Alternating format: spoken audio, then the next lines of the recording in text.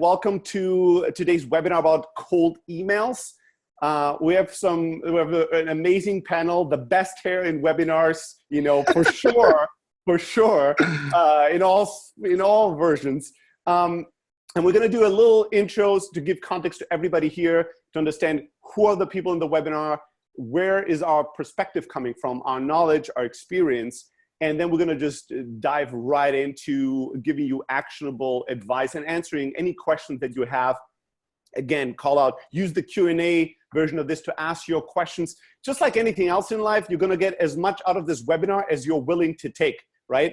We can guess what's going to be useful to you, but the ones that are going to be most proactive, asking questions, specific questions about their problems, their use cases, their challenges, they're going to get the most out of this webinar, right? And some people in here, I'm not going to name them, would charge tens of thousands for like a session answering questions and helping with cold emails. So please take advantage of it. All right, so without further ado, let's dive right into this. And let's start with a quick intro round and then get into the practical advice. Evan, why don't we start with you? Tell us a little bit about you, who you are, your background, where you work, and why you care about cold emails. Fantastic. Thank you. So yeah, Evan Santa. I'm currently with a company called Vidyard. So we're selling with using video. So amongst those cold emails, etc.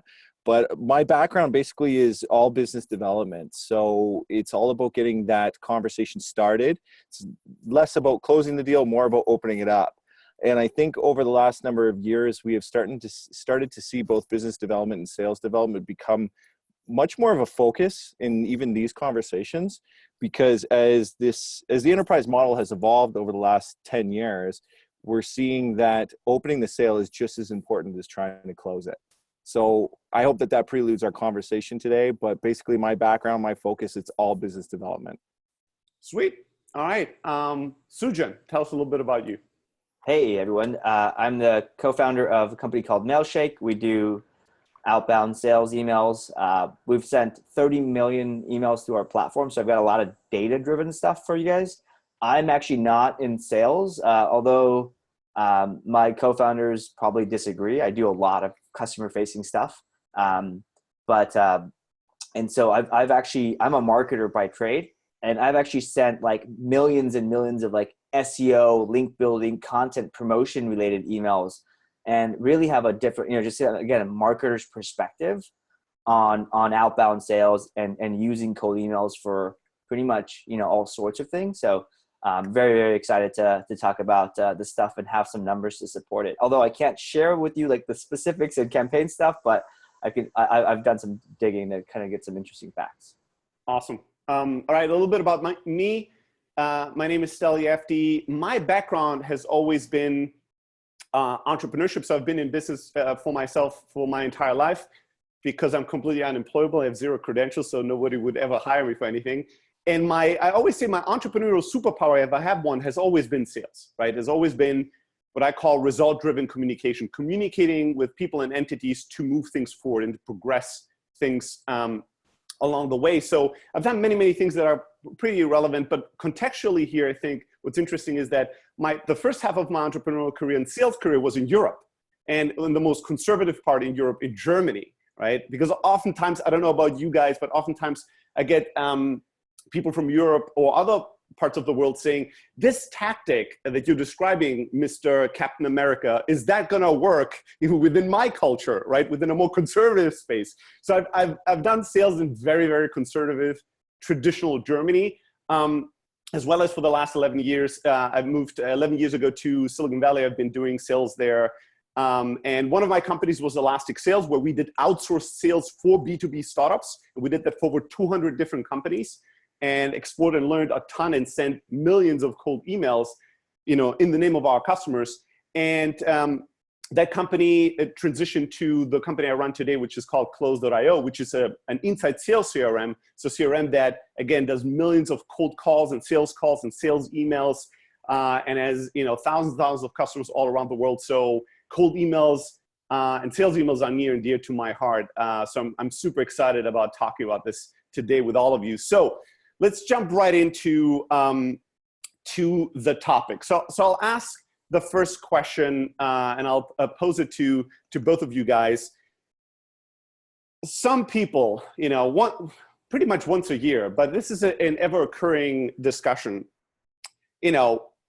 People will come up again and again and pose the question, is cold email dead, right? Is this a tactic that just isn't working anymore, right? This shit is just like too many companies are doing it, too many people are doing it. Our inboxes are flooded way too much, so ergo, this isn't working anymore. I have my opinions on this, but I wanted to throw it out there and hear your guys' opinion first. Sujan, you have a lot of data on this. Is cold email dead? And if it isn't, why? And why do some people think it is? Yeah, I mean, well, first of all, it's not dead. You check your email every single day, and until that behavior as an individual, as a business owner, whatever, email is still a base of the conversation that you have with people outside of your organization and mostly inside your organization. And so as long as that behavior continues to happen, I think email and cold email is going to be effective. I think realistically, every year, every couple months, I see SEO is dead. This is dead. Offline advertising is dead. Well, look, there's freaking multi-billion-dollar industries, Fox, Disney. If advertising offline was dead, would they still be around? Maybe their market cap has shrunk, but nothing's really dead. Those tried and true channels still exist. They're probably harder to penetrate. And I think people are saying they're quote unquote dead because it's not as easy. You can't send a shitty email and just get results. I don't think that ever worked, but it was easier to get away with that earlier days. I love it. How about you, Evan? What's your 2 cents on this? I love that this is where we're starting, because I'm sitting in this room and the roof's starting to raise up here. But it's crazy because you continue to read about all this stuff on LinkedIn. Cold call's dead, the email's dead. So let's just pack up our bags and go home, I guess, right? Ultimately, it's not dead, but the way you're doing it is dead, and you're dying because of it. So we have to evolve. What's happened now is today's buyer, and if you look at everybody who's attending this webinar, I'm sure that everybody would agree to a certain extent that our behavior now when we open our email is less about reading the literature or the message that is sent to us, and more about trying to identify the intention of the email. So again, I'll say that again, is that we spend less time reading the literature and we spend more time trying to identify as quickly as possible, is this person trying to sell me something? Is this a potential promotion for a flight to New York even worth my time, or is it today? We spend more time deleting emails than we do sending them. So ultimately, it's about breaking through that noise. How do you break through that, right? When the majority of people attending today are deleting more emails than we're actually sending out ourselves, right? And that's what we're going to try to unpack today. So I love that. I love that you call the contents of cold emails literature. I love that. That's my favorite thing that has happened. Well, that's what we're doing. I mean, and it's wild sometimes when we see I think the reason why we start to say the cold email is dead is because we're sending a 24, 38 sentence email to somebody where they're identifying in the first sentence to say, whoa, stay away. And they're deleting it and moving on to the next 5 or 6 that they have to do the same action with. Yeah. All right. So with that being said, I'll quote one of my favorite people here, Heaton Shah, who's my partner in crime in my podcast, that said, good email good cold emails are dead, but great cold emails are well and alive, more so than ever before. And I think that that's true in many areas, right? It's just harder to compete because average isn't going to take you there anymore, because average now, even if you send an average email, if all the person, if all the email volume that a person had to deal with was 2 emails a week, they would probably read your email, right? Just because they're happy to get a fucking email in their inbox. But, when you have 5,000 emails a day, then it becomes a much more competitive environment. So you have to be great to stand out. You can't just be good. So let's jump right into that a little bit. We'll talk about prospecting and figuring out who to send emails to. But I just want to, we don't have to be sequential here. I want to jump a little bit into great cold email. What makes a great cold email great today? What can people that are listening to us do to take their emails from, hopefully mostly, average and not even terrible, to good and from good to great. Evan, I'll throw you a softball here, but video is a strong tactic that you guys use. And I've gotten emails from you, cold emails from you, from your sales team that I forwarded to my sales team, you know, instantly going, look at this shit. This is really good stuff. Like, they really know what they're doing. And you guys use video, obviously, because you have a video tool very effectively in your cold emails. Let's talk a little bit about using video in cold emails to make them stand out, to make them a better quality. What exactly do you guys do there, and what kind of results do you see? Thank you. You left me with a lot there. Yeah, I mean, ultimately, again, like, it's all about changing the game. It's all about being relevant. And it's very much like even like today's webinar, everybody who's attending here, it's, you know, if we put all of this in a manuscript, who's going to read through it? So a lot of what we're doing is just bringing back that humanistic approach where you actually get to gain some type of rapport with somebody, because again, we're inundated with hundreds of emails a week, and you kind of lose that. So what we're doing is we're really, like, I look at our tool, and it's interesting. I've only been at Vidyard for just under a year, actually. And this is the second business development team that I've built out in its respects. But I always tell my team that it's up to us as sales development, business development representatives to inspire a potential buyer into even just taking the time to listen to your message, as well as take a look at our products. So video is helping us do that. And a lot of the way that we're doing that is it's a pattern interrupt, right? So you go through those 5 emails, and it's just chunk after chunk, like, of dialogue, and you go, okay, that's a cold email, delete it. That's a cold email, delete it. That's a cold email, delete it. And all of a sudden you see somebody's smiling face saying, hey, I made this personal video for you. And people are clicking on these things, they're watching them, they're sending them around to the respective sales teams, which is great, because on the back end, we get to see the analytics of this one just went viral within Close.io's office. But ultimately, it's a very simple idea, in the sense that we've just developed a software around it. But the idea comes from bring back that humanistic approach and put a face to a name, shoot a personalized video. We were actually doing this at the company I was at prior. It was the sales director at the time that I was working very, very close with and still have a great relationship with, where he just started taking his iPhone and recording selfie videos and sending it to prospects just to try to get ahead of the competition. So it's a pattern interrupt. That's all that it is. I love that. So pattern interrupt is one big thing, right? If you know that you're competing with tons of people and they all do fairly similar things to you, they've all read the same blog post from one of us about how to write a cold email template and downloaded those templates and, you know, changed the name. All these emails look the same. How can you stand out? How can you stand out in somebody's inbox that's going through email by email by email? So video is a nice way to do that. The other thing that you said is the human side of this. Marketers know this really well, that if an email is perceived to be sent by one human to me, one-to-one, the response rate is going to go way up than if I feel like this is sent automatically from some machinery to millions of people at once. I'm not going to feel as compelled to respond. And this is not just true if I don't know the company. Like, do this experiment. I've seen this many times in companies internally. If I send an email to team@close.io and I ask people for an opinion or feedback, I'm going to get drastically less feedback than if I send an email to each individual, you know, within my team. Even within my own fucking team, people are not going to respond because they're going to be like, I should do this, but I'll do this later. And he didn't address me directly, so let's wait what other people are going to say, right? So one-on-one and human is a really big point. But let me ask you the dumb question, or not dumb, but the obvious question that I have if I've never done video in a cold email. Does it scale? How about if I don't have great video and editing skills? I don't have great production value. I want to send hundreds of emails. How the hell do I do hundreds of videos every day? I know you have a good answer to that. So just share with people that have these questions in their mind anyways. Absolutely. Well, production value is always important. I mean, it's again, like, we're just so ruthless with our time nowadays, right? You open up that I was reading the news this morning and I open up a video that I want to see and it doesn't load and it starts breaking and it's interrupting throughout the stream, and I close it.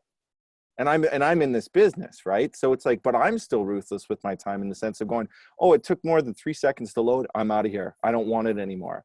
It's wild how ruthless we truly are with our time that way. So yeah, production is wildly important. It's like, make sure that it sounds good, make sure that it looks good, make sure that it's to the point, it's quick, make sure you're smiling, and you know, make sure that you're making that person feel as though this is 60 seconds well spent. Sounds wild, but really a lot of times, like, that's all we're asking for is 60 seconds. Make sure that they get all the way through it, and that they don't identify with, like, they don't start thinking, when is this going to end? So it's like, you want to be quick, you want to be to the point. Is it scalable? Yes. Does it take a lot of time? Yeah, it does.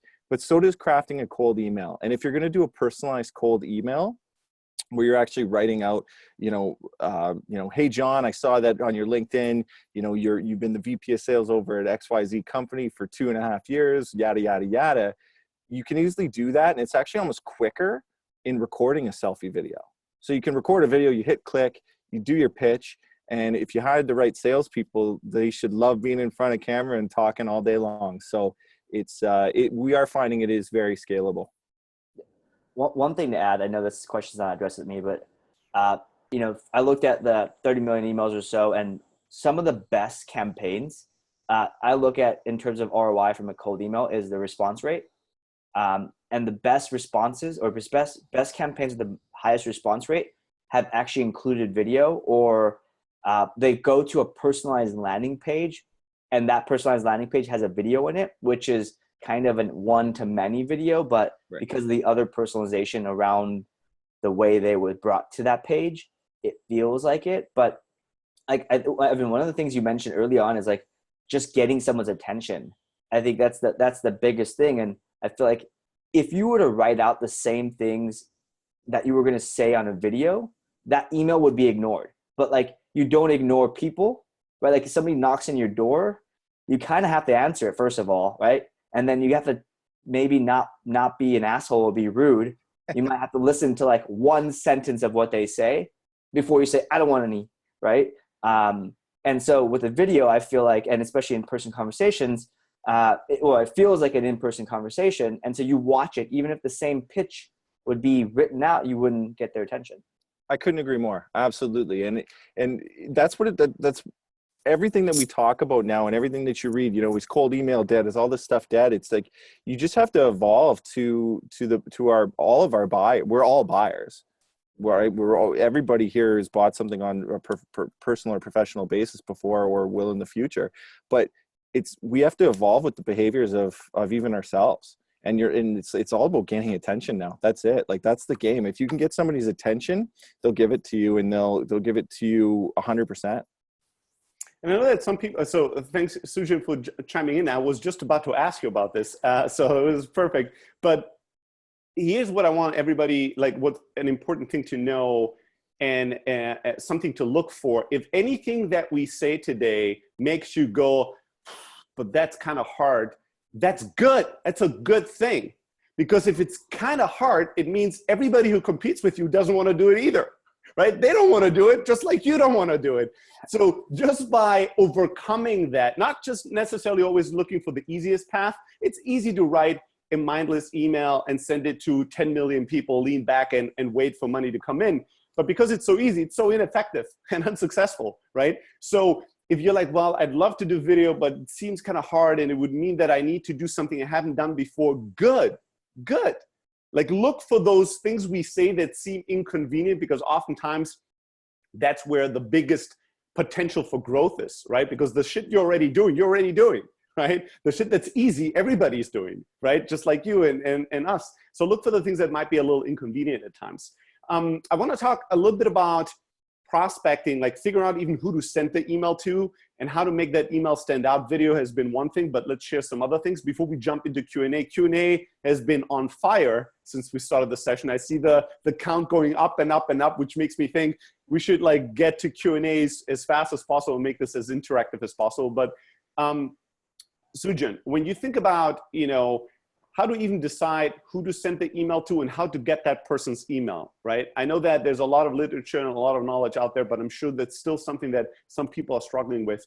How do you how do you approach creating lists to even send cold emails to? What are the best practices that you've used and seen used successfully today?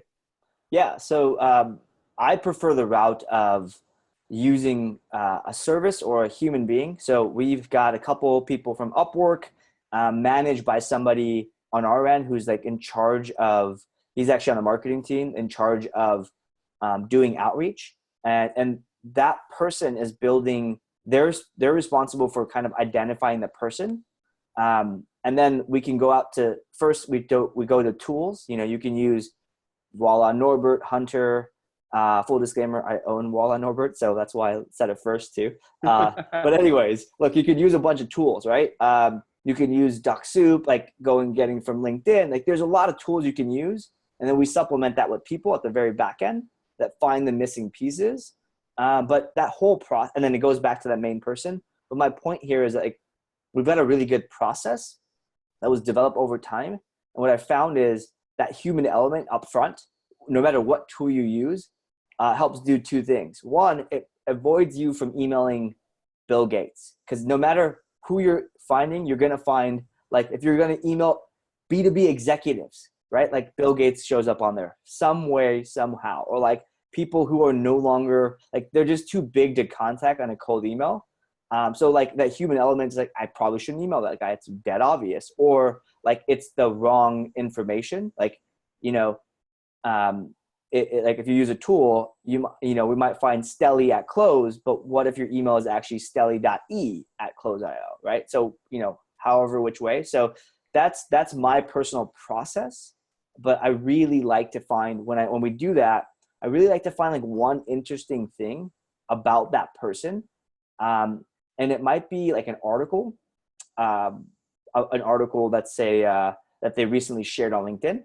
It might be something I think they may be interested in, or like something that pisses them off, or you know, again, if you can find this, or you can guess this for your customer persona, what's a problem that they have? Not like a problem like with your like whatever you're selling. I mean like a real problem that they have.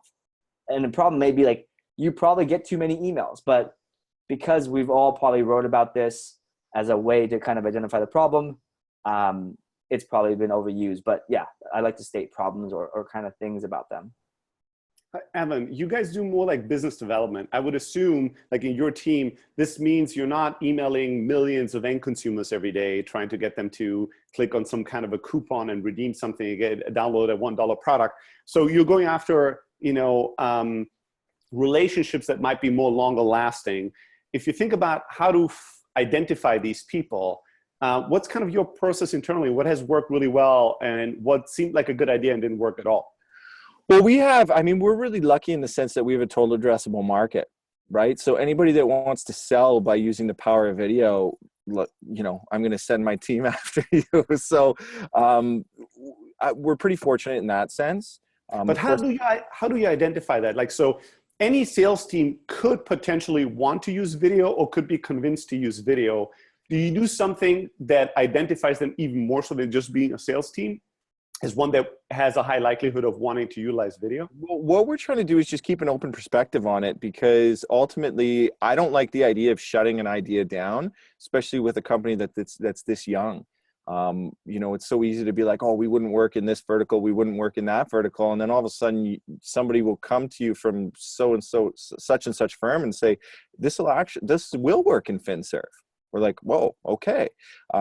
So if you put your mind to it, you kind of sort of think, well, what you notice is that almost all verticals, all industries are starting to use video for sales. So for us, the way that we identify is in order to figure out who fits within our ICP, what we're trying to identify more so and what we're trying to target is the proper personas for the individuals that maybe aren't the high-end decision makers for the target companies that we're looking at, but the people that will become that internal champion. So what we're noticing, especially in companies that are under, you know, all these post startups, so these companies that are under $25 million in ARR a year, what we're noticing is that in a lot of those companies, their title might not even be at a management title. They might be a senior account executive, but it just so happens that they actually have a lot more pull there than one would ever expect with their title. So it's kind of just keeping that open perspective and not claiming to understand what's happening under that rooftop if you're not under it. Sweet. All right. So to me, I want to throw out one thing here before we go into Q&A, which would be the most fun part of this webinar, right? Where we just answer your questions. And again, if you come here and you just want to watch and get inspired, that's awesome. But if you have specific questions, that's even better. Even if we don't get to all the questions in the live webinar, we'll try to do some magic to find the ones that we weren't able to answer and get back to you and send you an email about it, right? And be useful and helpful. But the one thing that I want to highlight is, a lot of times people ask me, what kind of personalization they should do in an email to stand out from the crowd, right? And video is one thing that we mentioned that's really useful. Sujan mentioned, like, can you find something online, an article, an interest, something, and can you take a position for it or against it, something that will piss them off or something that make them very, very happy, right? The piss them off is interesting because it's not intuitively what most people would think about, but Sujan just wants a reaction, right? A reaction that can start a conversation and a relationship. The one thing that I think is undervalued that I don't see many companies do is empathy, right? Empathy and true understanding. And this is not meant in some kind of I feel your pain socially or emotionally, but it is meant much more in I understand who I'm trying to reach. I understand how they are going to be reading my email, right? Think about any email as a product that needs good user experience, good design. And think about from sending to reading to responding, think about it as a journey, right? As something that needs to arrive at the right inbox, be seen, having a subject line that will entice me to open and from a curiosity point of view, want to know more, and then gives me a very clear idea on what you want and why this would benefit me and what I should do next. And one thing that a lot of people don't understand is that sometimes, the biggest objections that your prospects have to not wanting to read your email, to not wanting to respond to it, is your biggest, the most powerful piece of information you can use in the cold email, right? So I'll give you a simple example. A few weeks ago, so I'm sure like all the people here, or many people here have the same experience, but I get per week probably like 50 emails from outsourced development shops, right? That want to sell me to hire their offshore developers. Since I'm a CEO of a software company, I seem to be a really good prospect to ping and say, hey, we're really amazing developers. Don't you want to use them, right? And almost every single one of them, without exception, the moment, just like Evan said, I just look at an email, pattern recognize, this is a dev shop email. I don't read it word for word till the end to make sure I didn't misjudge you. I take a blink at it, literally a second blink, and I go, web dev shop, delete, right? Yep. I don't fucking want to know anything else. Like, I'm off to the next email. I need to accomplish things here. So one of the best emails I've got from a web dev shop recently was an email that just started with a very powerful sentence, which was, Steli, you usually delete emails from web development shops, and I think that's reasonable. I just need you to read 3 more sentences in this email before you make that decision. And I was like, all right, motherfucker, that seems like a fair ask. And it was not just a fair ask. It, again, showed empathy and understanding. This person knows. This person wasn't whining, oh my God, too many other web dev shops are sending emails to Steli, and that's why he's never going to look at it. That person didn't go on Twitter and tweeted, cold emails are dead. I don't get any response to my cold emails, meaning nobody gets responses to their cold emails. He took that disadvantage and used it by communicating to me that he understands who I am and how I would usually behave.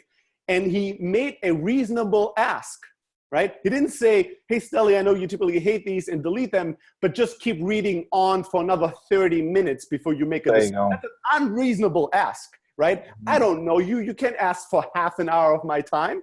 But 3 sentences, it was harder for me at that point to delete the email than to continue reading, right? And that's Absolutely. What you want in your cold email. You want your ask to be so reasonable and so simple and easy that it's harder for me. It takes more willpower for me to say no than to just go along with it and give it to you, right? And so whenever you email people that, might have a very obvious objection to what you're sending them, they don't have money, they don't have the time, they're already using a competitor. If every single cold email you send gets a response, we're already using this competitor, we're already using this competitor. You can complain about reality or you can embrace it. And I would encourage people here to embrace it and say, wow, here's something predictable about every single person I'm trying to reach. How do I make that part of my message, right? How do I make that part of the way I communicate to demonstrate understanding and empathy, and that I know who you are, and I knew that you wouldn't want this, and I still decided to send you a message, and here's why, right? That's a very powerful proposition. All right, with that out of the way, let's see how far we can work our way through these emails, through these questions, right? 54 questions and counting. And for all of you, Ryan has pointed this out a few times already, but I'll say it for those that don't read the chat. Don't use the chat function in Zoom to ask us a question. Please use the Q&A part of the app to post your question. That's going to be much easier for us to go through. All right, first question. I'm a founder of an early stage enterprise SaaS company. We're primarily looking to sell to Fortune 500 companies. Any tips for cold emailing Fortune 500 executives to get those first crucial 10 paying customers? All right, you guys, what's the response? What should somebody do when they're trying to get their first huge customer through sending a cold email? I would say, I can take this out. I would say don't email those don't email and practice and figuring out your pitch on your audience. Go sell couple levels down and see if you can get any, I think first of all, it's adjusting your mindset or goal. Your goal should be, in my opinion, how can I make cold email? How can I get one customer from this? What's the pitch? What should I use? And so it's a testing mindset of what's getting people's attention. And I would say, if you have an enterprise customer, oh man, just make a list of all their freaking problems. They're so slow, too many meetings. Oh, there's a laundry list of things.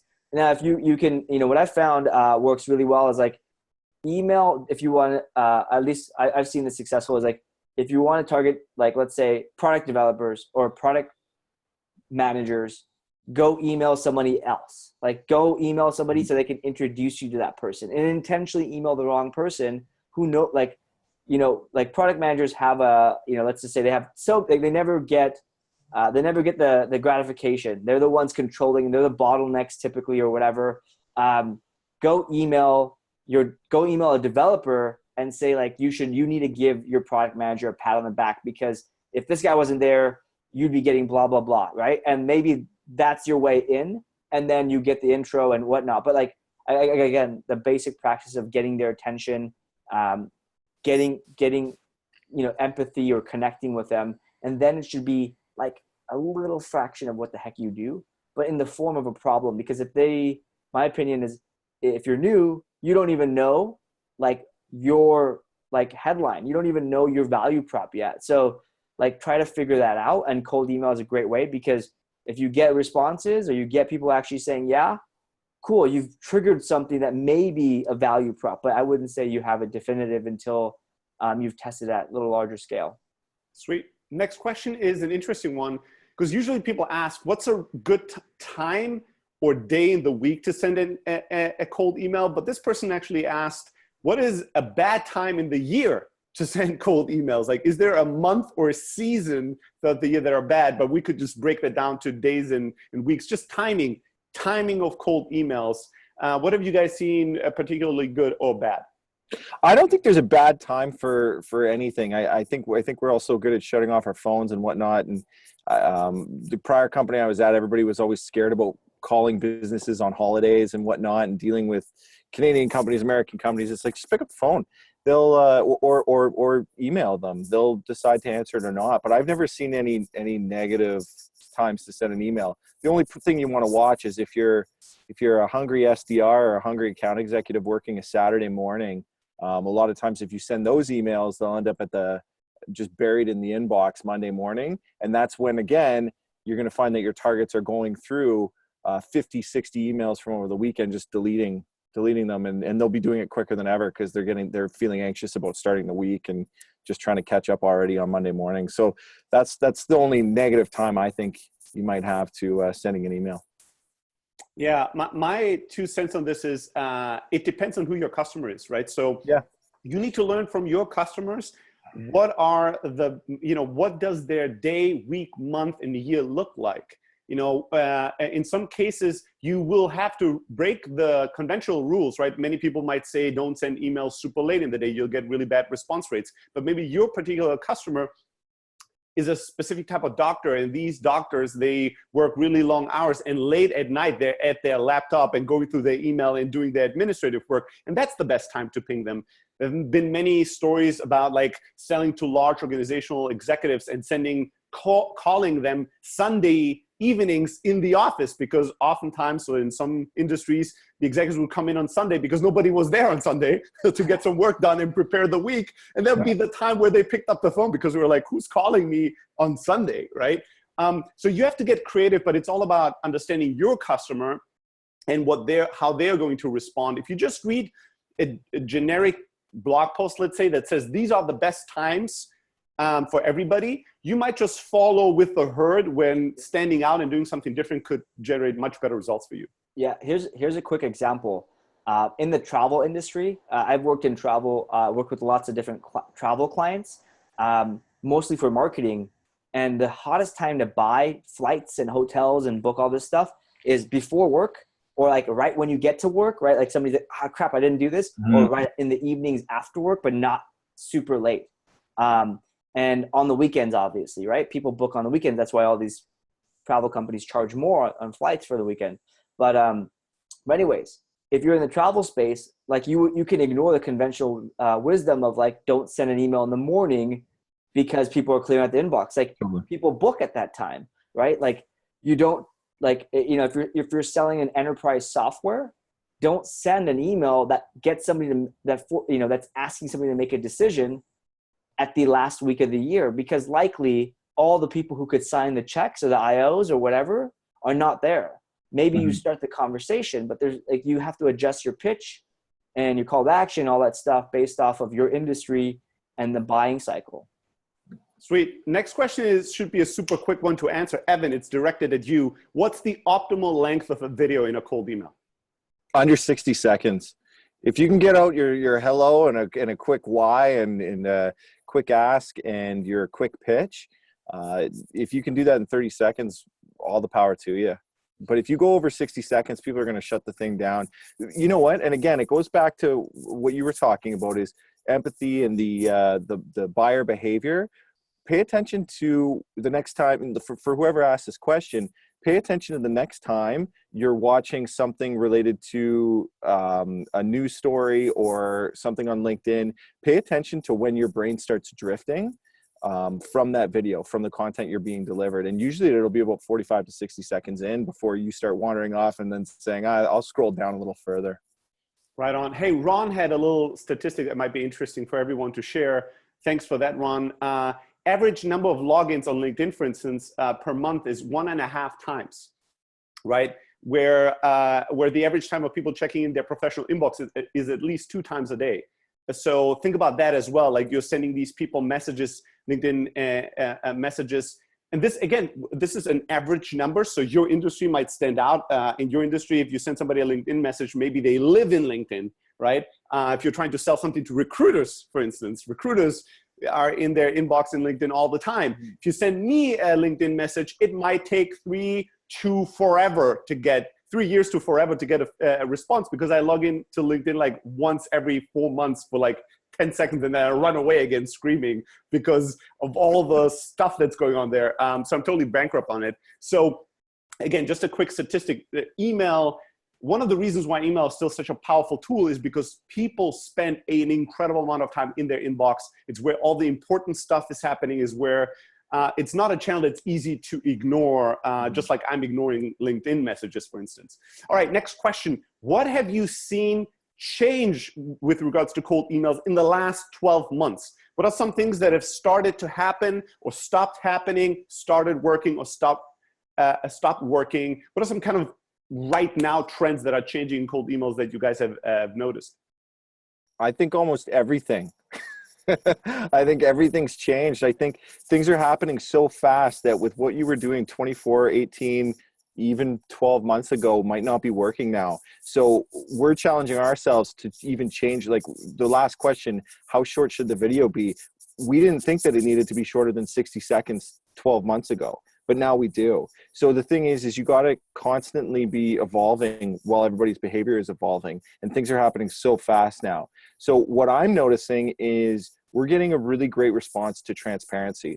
So I can't remember which one of us said it. No, it wasn't me, but somebody was talking about asking for those 3 sentences and saying, hey, keep reading 3 more sentences. You know, this is a cold email. How about just coming out and telling somebody that? It's like that type of transparency can go a long way. We have to move further and further away from trying to be super slick and trying to say, hey, I know that, 10 jobs ago you worked in a restaurant serving beer and burgers. So, you must care about X, Y, Z. It's like, we have to stop being so slick, be a little bit more transparent, because everybody knows what we're doing. They understand we're trying to strategize, but you have to go one step further than that. Yeah. One recent trend, I forgot, some email marketing or automation company did this study, but people aren't reading emails as long. Like they're not spending as much time on a single email. So shorter emails, right? Like that's totally not rocket science, but you should have shorter emails anyways. But ultimately, like that's a fact, right? And like Evan's point, like things are changing. So if you ever see a template, just assume it worked at some point. It was awesome, but by the time it's been published, enough people have used it, or in the future, by the time you execute, will have used it in like a week and kill it, right? So like somebody, I think on the questions or comments said like, do memes work? Sure, they work right now, right? Like I think I think there's a company that does like cold email for like that includes personalized images. Great, that's great for the next 3 months, 6 months. They're gonna abuse it and maybe get over it, right? So I look at templates as inspiration for sentence structure. I love that. That was the point I want to double click on, because one of the things that I see, and it's disheartening to some point, is we're publishing a ton of email templates, and we have ebooks about email templates and all that stuff. And then I see my inbox every day, more people are using the exact template that we taught to people, right? And using it on me. And so my piece of advice is that, was to double click on Sujan. I think you should always look for what are people doing today and what's working. But instead of just copying, pasting again is easy. Thinking about, why is this email working today? Why could this work? What's the underlying principles at work here? And how could I use them in my industry? How can I adjust, change, or do something from the ground up that's totally different, but still uses the same basic strategy or principle? That's much harder. That requires more thought and thoughtfulness. But because it's harder, it is a competitive edge, is what all your competitors don't want to do. Yeah. So if you learn to do these things, you're going to crush them, right? And so just like Sujan said, anything that works today will be shared tomorrow, will then be seen by thousands of people, will be copied, and then it doesn't work anymore. So right. you have to go back to square one. So if you want to stay ahead of the curve, what you do is you try to understand the basic principles, and then it's easy to adjust because you know what you need to do to still be effective in your cold emails, versus saying, shit, the template I copy and pasted doesn't work anymore. And I've been searching the internet. I haven't seen a new cold email template out there, right? So what do I do? Then you're at the mercy of people like Sujan and myself at times to publish what they have used. And I'm going to tell you honestly, we don't publish immediately once we see great results. We discover great results, we use it, we test it, we love the success, and eventually we go, oh, we should teach this to people as well, right? But it takes a while, it takes a minute usually. All right, so let's talk about calls to actions. Somebody's asking, what are some of the best calls to actions in a cold email? What should they even try to accomplish in terms of a response or an action, an ask that we give to people? What are you guys, Evan, when you send out cold emails for business development, what's the call to action? What do you want people to do? My whole positioning now with business development that's evolved over the last couple of years is that the way that we're structured, the way that a lot of companies like us are structured, is stop thinking that we're salespeople, and we've stopped thinking we're salespeople, and we've started to say, we're here to educate you if you want to learn about how you can be successful with this. This is why it's worth your time, but we're not here to sell you anything. What I'm going to do is I'm going to educate you on this thing. It's going to take 45 minutes of your time, and you're going to decide whether or not it's worth investing further, whether that's money or more time. So a lot of our call to action is just, this is what we're doing. This is why it makes sense for me to reach out to you. And if you're interested, let me know. Here's my calendar. And so that's the call. So that's a call to action. The call to action is the calendar invite. Absolutely. Okay. But again, it's how you position it. One of the things that irks me is when I get somebody that sends me an email and goes, so can we book time? I'm like, book time? Like, am I getting my hair cut? I don't get a lot of haircuts. But the thing is it's like, can we book time? Book time for what? Like, where's the value in that for me? So the call to action, yeah, you can go calendar invite, you can go schedule call. It doesn't matter. I'm going to show up to your office with a box of donuts, but this is why you should do it. And I think that's a lot of times that's where we're missing. We're missing that. We think call to action, and you think just because you put in here's a couple times where I'm available, you got to explain why this is valuable and start positioning yourself to be something of value to your prospect. Yeah. Speaking of value, like my first email, and again, this is just based off of my experience, building these relationships is sales is, getting their attention, but it's more importantly is providing somebody value or perceived value. Right. So, what I try to do is again, the marketer in me, I like to pawn off content. So I usually create a video, it's on YouTube, or an article about something, and I'm going to use it for outbound. Right. So I create a video, I create an article on I have a marketing agency called Web Profits on there's a billion marketing agencies out there, on how our team structure is and how, that's what makes us different is that we're structured like an in-house team, blah, blah, blah. Like if I told you that in an email, you would say BS. I don't care. You would never even read that email. But if I sent you a link to an article that then shares what our structure is, and then you come to your own conclusion, like, oh, wow, that's a little different. That's a very different thing. So my actual call to actions most of the time is proving credibility or providing value up front via a link. And then again, the marketer in me, I'll go remarket the hell out of these guys, right? Like I hate rejection. So my first email is never asking for much besides clicking on something. And then I'll remarket to them with some ads and whatnot, so that the next email I send, no matter what, it'll be, follow up a couple of days, whatever. Maybe that by that time, they might be willing to listen to whatever I am having to say or trying to sell. See, I really like, I just want to touch on that real quick. I really like that approach, Sujan, and just in the sense that it's almost like you're nurturing at the beginning, right? Like it's like you're kind of just sort of evolving the entire process. I think that's a really strong way to go about it. Yeah, thank you. My one thing I'll throw out there, and again, this should seem obvious, but just measured by the amount of times I see people break this rule, it's not, right? It's uncommon sense. Don't ask for multiple calls to actions. And also don't ask for no call to action. Like I love Sujan's small call to action. Click on a link, here's what you're gonna get out of it, right? That's beautiful. But sometimes people, send this whole email. Like what the two main questions people have, or there's three questions. Who the fuck is this person? What do they want from me? And what do I need to do, right?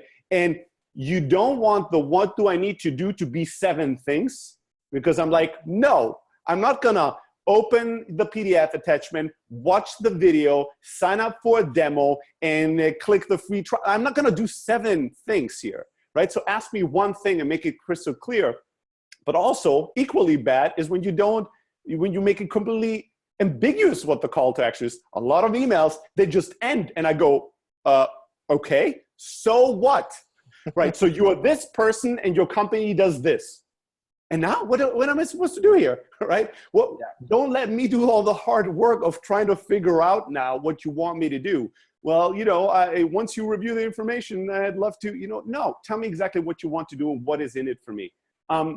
All right, next question is, one that I was waiting for, killer subject lines, right? So this is a cold email webinar. People want to know what subject lines work really, really well. and why. Let's add the why. They don't ask for it, but we're going to give it to them anyways, guys. So Sujan, let's start with you, and then Evan. What is a great subject line that you've seen or you've used, and why? Yeah, so I think a great subject line is a question, a short question. Data shows that, again, 30 million emails on our platform say that less than 5 words, the open rate goes up about, I think, 30-something%. So, like, I don't know, but short question, right? Like that's what I've seen work well. How about you, Evan? I mean, you hear all the tricks, right? Don't use capitals, use capitals, like make it look automated. Don't make it look automated. I like where Sujan went with it. And I also think that in order to take it one step further, it's like, if you can figure out really quickly to kind of personalize that as well.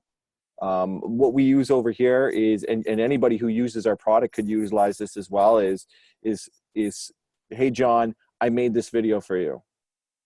Right. And again, like, it's something to just sort of stand out, because again, let's go back. What is the purpose of a subject line? We're not trying to tell them our intention. We're not trying to tell them what we're selling. We're not trying to tell them what they can get out of reading our email. We're just trying to get them to open the email and give it a fair chance. So understand what you're trying to do with the subject line before you go ahead and write it. Yeah, I love that. Oh, go ahead, Sujan. Sorry, one thing to add here is we always focus on the subject line, but don't forget about the opening line. Right, totally. That's also showed in the preview. So, like in my example, ask a question. Well, if you have a question and the shorter the subject line, guess what's showing up? More people focus more on the sub content, right? So if you then say, hi, my name is John and I work at blah, blah, blah. Quick question. That's not a quick question. That's an introduction. Actually have a question, like segue this thing, right? So that's why one of the things I like to do, and this is kind of going back to call to action real quick, is adding the social proof at the very bottom, which is really close to the ask, right? But it's also very far from the top, right? And so it's like, hi, I'm John from award-winning 3-time, Emmy-nominated blah, blah, blah company. Like, look, that's cool when you ask me something to do, but that's not going to get my attention. So anyways, that's my little rant there, but it works. Please don't say my name is John from Emmy award-winning whatever. Although that would be very fascinating if, like, a B2B SaaS tool says we're Emmy award-winning, an Emmy award-winning HR management SaaS tool. I'd be like, what? And if you did it near the Emmys, that could be a good way to get like a situation to tie into your cold emails. So the never-ending marketer. Now we could spitball and brainstorm around the Emmys. Let's do a little campaign where we're like and then you could add a little funny video of like losing the Emmys as a SaaS tool. Like, there's all kinds of stuff that we could do. But one thing I'll say on the subject line thing that's really, really important. The subject line is a promise that you need to deliver in the email, right? So it's fine. Quick question is a little overused in certain verticals by now, but quick question mark even, that's fine if you then have a fucking question, right? And if it's quick, right? It's not fine if the email is 25 pages long and you have 70 questions embedded in there. But also, some people always ask me, what's the greatest subject email hack you've ever seen? Greatest subject line email hack I've ever seen was somebody that wrote a subject line that said, very disappointed, ... Right? I saw that, I almost got a heart attack, right? And I came back from vacation, there's like hundreds of emails, and I instantly zoomed into very disappointed. I'm like, what did we do? What did I do? And I opened that and it continues ... that we've not been able to connect. I've emailed you a few times already, blah, blah, blah. And my reaction, I started laughing. I'm like, motherfucker, you got me. All right, you got me. And then I deleted the email. Yeah, right? So that's... Oh, go ahead, Evan. Yeah, I was just going to say, you got to watch that, right? Because the last thing you want to do is make somebody feel tricked, right? So I was very interested to see where you went with that. Yeah. Well, if you lie to me at the beginning of our relationship, right? Totally. I won't trust you. I don't want to give you my money. You got me to open the email, and that's awesome. Your open rates are really great, right? If I send them subject line email that said, I have your parents in my basement, I'm going to get pretty great open rate. even if for people that don't have parents anymore, right? But that doesn't mean that they're gonna want a long-term relationship or buy from me or respond to me. All right, so the next question is dear and near to Sujan in my heart for sure. I'm pretty sure Evan's as well. Follow-up, right? I mean, Sujan has built a whole tool around following up with email. I've built a whole company and product, and a big part of it is about the follow-up. So the question is, what is the right time frame to send follow-ups to your initial cold email? What do you think, Sujan? Yeah. So look, there's no perfect answer. It goes back to who your customer is. Are they B2C, B2B? You know, like, look, I'll give you an example. Accountants. I know this for a fact. Accountants don't check their email the same way I do. I check my email. I live and die by my email. Like, if it's down for 5 minutes, I know. Accountants never have found out email has ever been down. They check their emails every 3 days. And maybe they have their client email. That's a different thing because that's how they treat it. But if you email and follow up in 3 days and they check it average 3 days, well, guess what? You've sent them 2 emails before they check their email address, right? So like, understand your buyer. At the enterprise side, things just move a little slow. So if you follow up within a week, you know, maybe your follow-up should be a little longer, or maybe, you know, again, maybe it's not necessarily a little longer, but it's your second follow-up 7 days in might not be asking where you're at with this or if you had any progress. It's sending something else or it's tackling it a different way to build rapport or relationship. So there's no perfect answer in my opinion. I like to say somewhere between 3 to 7 days for a first follow-up email. So that's like, I guess that's email number 2. And then I try to taper that off to like waiting a week or so or 2 weeks afterwards. But that's kind of my take. Yeah, I'll double up on that. When it comes to warm relationships, I think that in general, this is a general rule, you should be more frequent in the beginning of the relationship and get less frequent over time. So if we had a call, a demo, a meeting, we met at a conference, something, if there was a warm starting point or a warm introduction, then you want to follow up a bit more frequently in the beginning, and then you can widen it out over time. But timing is a really important thing, especially in cold emails. Even if you have the most compelling message imaginable, and even if what you provide will create a lot of value, and even on top of it, if they are going to buy into that and believe it, if the timing is wrong, they're not going to respond, right? It's as easy as that. If they're sick that day, if they have a company crisis right now, if they have a big emotional argument with their other half, and so they're like in a state of depression, they might just not respond, right? So timing really matters in email and context, right? We send big marketing campaigns at times, or I'm on stage at conferences and afterwards I get hundreds of emails within minutes, right? If you send me a cold email in that specific minute that I'm on stage screaming at people and they're all emailing me, your message is just gonna go under and maybe disappear in email nirvana. So timing is important. So realizing even that you're gonna have to follow up multiple times, right? In a cold email, you have to be persistent, is a big competitive advantage and something, again, you would think all your competitors do, but they don't. The data shows it. Most of them don't. So just by being a bit more persistent, just by following up, even like you can try to find the ideal sequence and timing, but even if you do it poorly, but you just do it when others don't, you're gonna see much, much more success. All right, let's see what other questions do we have here. So somebody's asking about, this is an interesting one, but like, so the mix of communication channels, cold calling and cold emailing, social media plus cold emailing, like, you know, sending a fax, making a call, like mixing up the communication channels and having cold email as part of that mix versus a pure, you know, native channel. What works best there? What have you guys seen? What have you experimented with?